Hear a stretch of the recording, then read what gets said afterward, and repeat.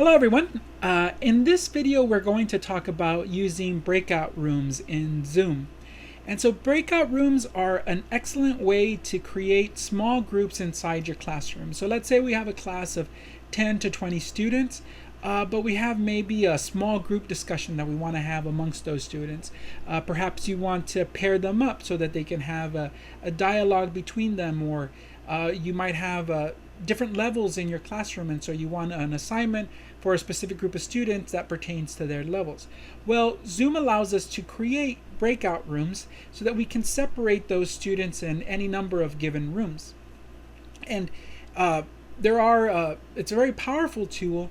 It doesn't work exactly the same way as your Zoom classroom would work, but there are some workarounds. There are some things that we can do so that you can best emulate the Zoom classroom within the breakout room. So first, how do we start our breakout rooms? As you can see, I have my class to the right of me or to the left of me, depending on how it shows on the video. But we have Justin, Devin, Cassandra, and Priscilla. So we have 4 participants. It'll be 5 including myself. And what we want to do is we want to go to the bottom of the screen, right, to our little Zoom taskbar at the bottom. And we're going to click on the More button, right?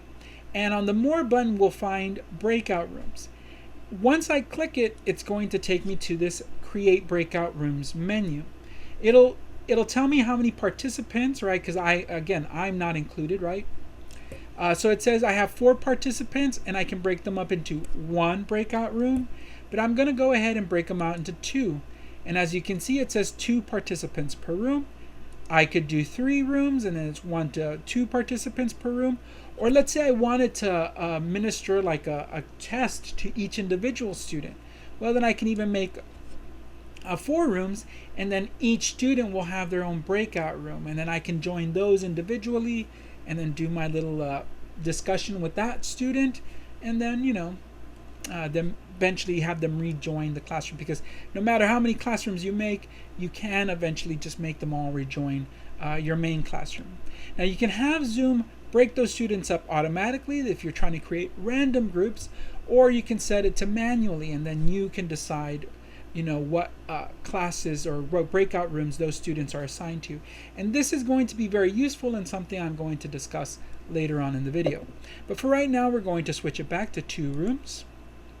We're going to create those rooms. And as you can see, it has Cassandra and Justin in one room, and then Devin and Priscilla in the other. Now notice my students are still in the main room, because it won't actually send them to the room until I open those rooms. This would give me one last opportunity to exchange the students, to move them around. If maybe for some reason Zoom gave me some kind of weird pairing or a pairing I didn't want, I'm still able to move those students around to the different breakout rooms. All right. We can also recreate them. Like let's say I accidentally made 2 rooms when I meant to make 3. Go ahead and just click recreate, and it gives you those options back, right? We also have some options. We can move all participants into the breakout rooms automatically. Normally what happens is I open up the breakout rooms, the participants will get a message that says that the breakout room is open, and then they'll click a button to join that room. If you want to go ahead and skip that step, go ahead and click on move all participants automatically, and then when you open the breakout room, it's going to shoot them right over. I usually like them to click on the button. Allow participants to return to the main session at any time. This is useful if you're having small group discussions and then someone has a question within that group, they can go to the main group and then ask you, because remember, you will stay in the main room, right? You can't be in the main room and in every single breakout rooms. You can join the breakout rooms, but unfortunately you can only be in one place at one time. Just like in a physical space where you go to one side of the room to discuss something with that group, you won't be in close enough to the other groups to maybe discuss it with them. So that allows students, this option allows students to sort of go back to the main room and then maybe ask you a question. Now, if you're in one of the breakout rooms, again, you won't be in the main room, so that student will go back to the main room and there won't be anyone in there. One quick thing to note is that even if you leave the main room, the Zoom class isn't shut down. If you're in the breakout room, you know, they can still go back to the main room and just wait for you. Breakout rooms close automatically after 30 minutes.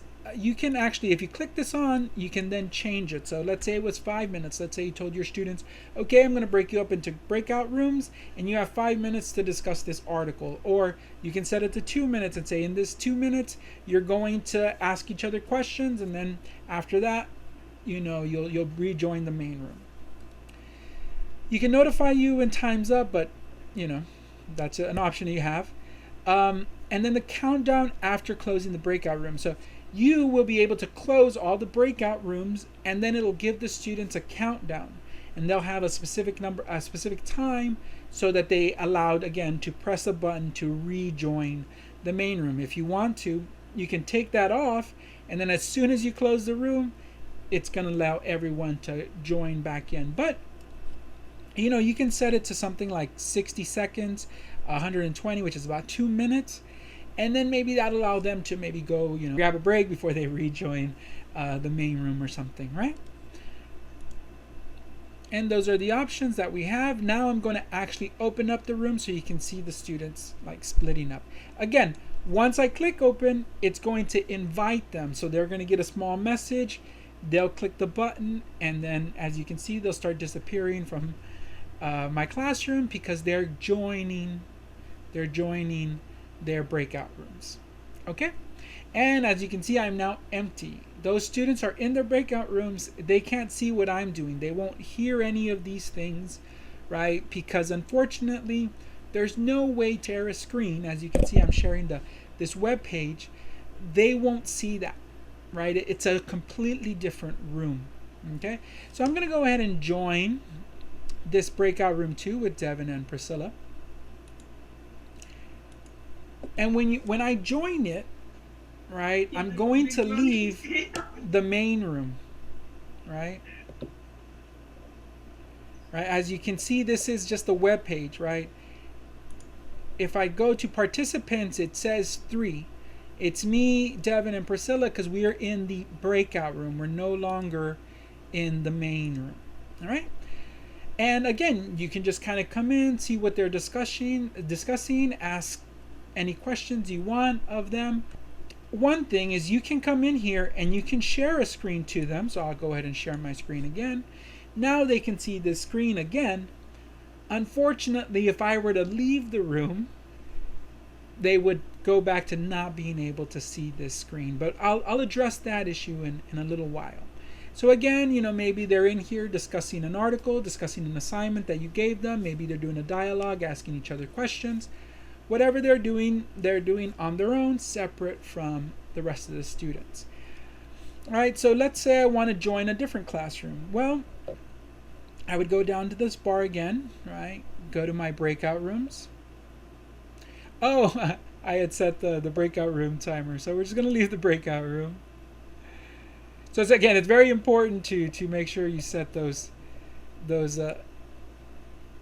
All right, we got to wait for the breakout rooms. Everyone's back. Yeah, so I had set it for 2 minutes. I'm going to go ahead and set it for 30 minutes. Back to 30 minutes.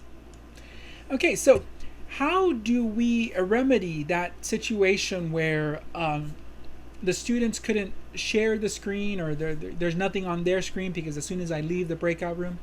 Well, one thing you can do, and this is maybe a more advanced feature, is identify a student who maybe is a little bit tech savvy or knows what they're doing, and then identify them and put them as a co-host. You don't want to make them the host, right? You want to make them a co-host. And what this does is it gives them some privileges, right? So what it'll allow them to do is it'll allow them to share their screen. So let's say, for instance, you have groups with different levels. You identify certain co-hosts. You put those co-hosts in their groups, and then the co-hosts share a screen. For instance, I'm going to ask Cassie to share an article on some news site, right, to her group. So I'm going to go ahead and put them. I'm going to open up those breakout rooms. They'll join their breakout rooms, and then once Cassandra and Justin are in their breakout rooms, Cassandra will then share that article on her screen. I'm going to go join her class or her breakout room. All right, Cassie, can you go ahead and share that article?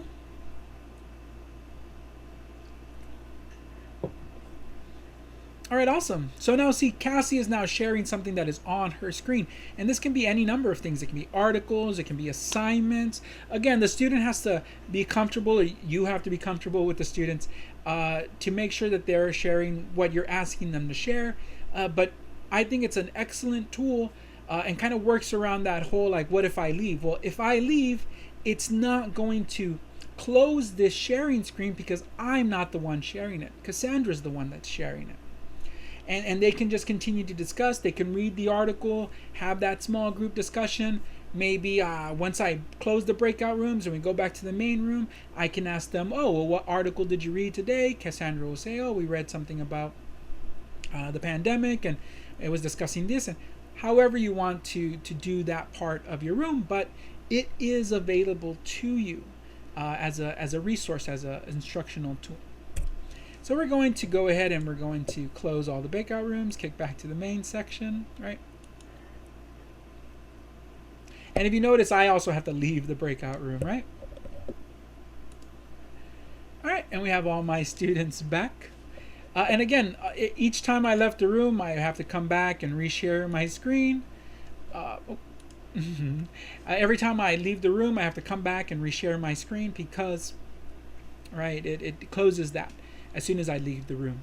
But that was a brief introduction to breakout rooms and sort of what you can do with them and how you can use them in your classroom. I think one of the best things or one of the most useful things we can get out of breakout rooms is that they better emulate, or they help us better emulate, the physical spaces that we would have in a physical classroom. Right? We have small group discussions in our classes, and we can sort of do that or continue that in Zoom through the use of breakout rooms. It's not 100% perfect, but again, once we get more accustomed to the technology, once our students become more accustomed to technology, or once we train them, then we can still work around a couple of the kinks that Zoom has with their breakout rooms. So thank you very much for participating in this video. If you have any questions about breakout rooms or Zoom, you're welcome to email me, Mauro Hernandez, right? Just look for my email, or you can just ask questions at the bottom of this video. I'd like to thank my wonderful assistants, my class, for their participation in today's little video. And hopefully your Zoom classes go really well, and you enjoy using breakout rooms and they work out for you. So that's it for today, and thank you very much for participating.